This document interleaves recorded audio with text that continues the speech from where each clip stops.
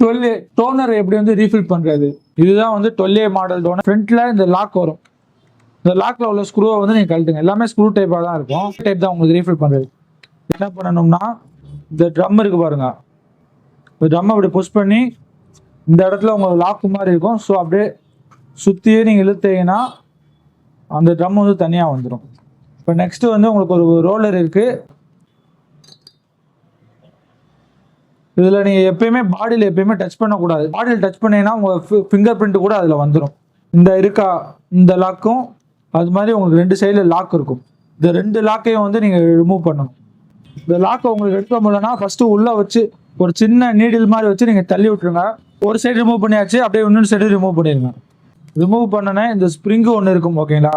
இந்த ஸ்ப்ரிங் இல்லைன்னா உங்களுக்கு பிரிண்டே வராது. இது ஒரு அழுத்தழுத்துனா ஸ்ப்ரிங்கு தானாக வெளியே வந்துடும். இப்போ 2யும் பிரிச்சிங்கன்னா உங்களுக்கு வந்து 2 பார்ட்டாக வந்துடும், ஓகேங்களா? இப்போ நம்ம ரீஃபில் பண்ண வேண்டிய பார்ட் வந்து இந்த பார்ட்லாம். இப்போ வந்து உங்களுக்கு லெஃப்ட் சைடில் இங்கே ஒரு ஸ்க்ரூ இருக்கும். இந்த ஸ்க்ரூவை கழட்டுங்க. கழட்டிட்டு இது அப்படியே இழுத்தீங்கன்னா இந்த மாதிரி வரும். இதில் ஒரு கேப் இருக்கும். இந்த கேப்பை ரிமூவ் பண்ணுங்க. இந்த கேப்பை ரிமூவ் பண்ணிவிட்டு பவுடராக வந்து நம்ம இதுக்குள்ளே ரீஃபில் பண்ண போகிறோம். மாதிரி நீங்கள் ஏதாச்சும் ஒன்று வாங்கி வச்சுருங்க, பிளாஸ்டிக்லேயே இருக்கும். அந்த கோனை நீங்கள் வச்சுட்டு இந்த பவுடரை ஃபுல்லாத்தையுமே நீங்கள் கொட்டுங்க.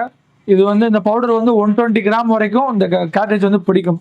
இப்போ எல்லா பவுடரையும் நம்ம கொட்டியாச்சு. திருப்பி லாக் கரெக்டாக மாற்றுங்க. இப்போ இங்கே ஒரு மேக்னெட்டிக் ரோலர் இருக்குது. இந்த மேக்னெட்டிக் ரோலரில் உள்ள ஷேப்பும் இந்த ஷேப்பும் கரெக்டாக ஃபிட் பண்ணுற மாதிரி நீங்கள் வச்சுருங்க.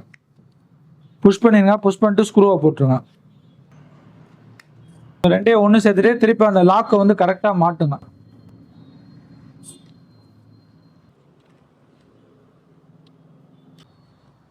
ஓகே, இப்போ 2 சைடும் மாட்டியாச்சு, ஓகேங்களா? ரோலரை அந்த லாக்கில் எப்படி 2 லாக்கில் எப்படி உட்காந்துருந்துச்சோ அதே மாதிரி வச்சு ஒரு புஷ் பண்ணுங்க கரெக்டாக. ட்ரம்மில் வந்து இந்த ஹோல் இருக்குது, ஓகேங்களா? இந்த ஹோல் வந்து இந்த லாக்கில் வந்து கரெக்டாக மாட்டணும். கரெக்டாக மாட்டியாச்சு. லாக்கை கரெக்டாக மாட்டுங்க. ஃபினிஷ்டு. இப்போ இந்த ஸ்ப்ரிங்கை மாட்டணும். இந்த ஸ்ப்ரிங்கை மாட்டுறப்ப மட்டும் கரெக்டாக மாட்டுங்க. இந்த சின்ன சைடை வந்து இங்கே ஒரு லாக் மாதிரி இருக்கும்.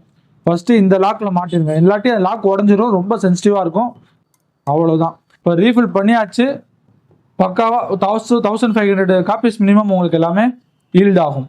ஒரு டோனர் வந்து ரீஃபில் பண்ண தெரியாதவங்க நீங்கள் இது மூலயமா வந்து ரீஃபில் பண்ணிக்கலாம். இது வந்து உங்களுக்கு கண்டிப்பாக ஒரு யூஸ்ஃபுல்லான வீடியோவாக இருந்திருக்கும்.